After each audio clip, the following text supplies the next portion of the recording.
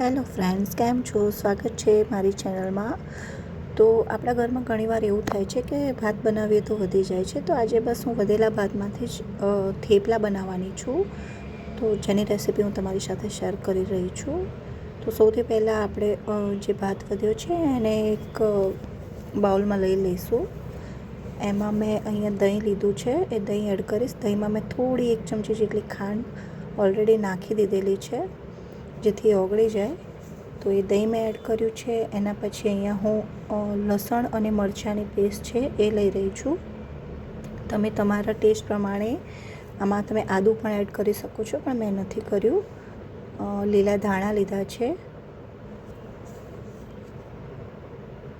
એના પછી તલ છે જે હું એડ કરું છું. મીઠું સ્વાદ પ્રમાણે, કેમ કે ભાતમાં પણ ઓલરેડી મીઠું હોય છે. હળદર, લાલ મરચું પાવડર.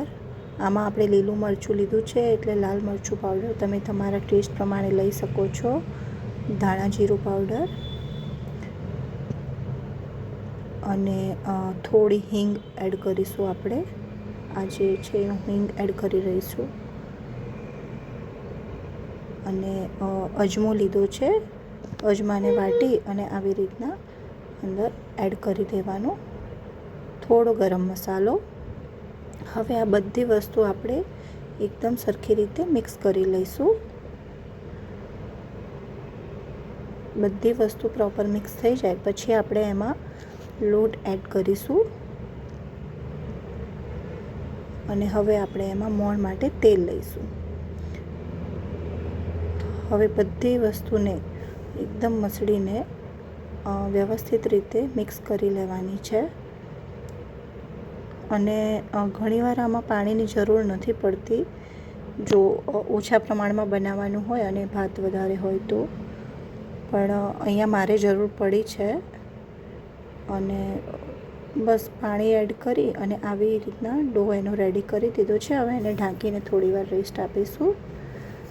પછી અહીંયા આટામણ લઈ અને થેપલા વણી અને પછી આપણે એને શેકી લઈશું.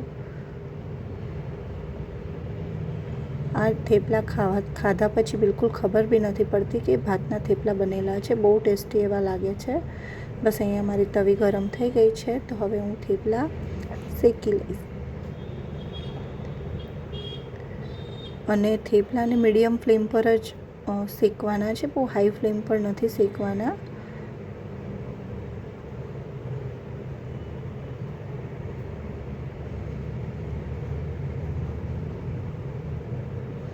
આ થેપલા બહુ સરસ એવા લાગે છે ટેસ્ટમાં.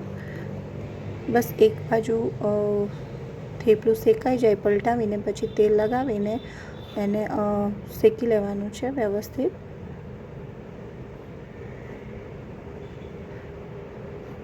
ને આપણે એકદમ મસ્ત, જો તમને આવી રીતના તેલ નાખ્યા પછી તેલ ઓછું લાગે તો તમે નાખી શકો છો. હું અહીંયા નાખી રહી છું કેમ કે મને એક સાઈડ તેલ ઓછું લાગે છે.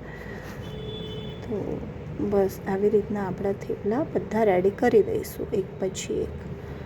તો તમે જોઈ શકો છો મસ્ત મારા થેપલા બની અને એકદમ રેડી છે. બહુ સરસ, એકદમ સોફ્ટ બને છે અને ખાવામાં પણ એકદમ ટેસ્ટી હોય છે. Thank you so much. Bye bye.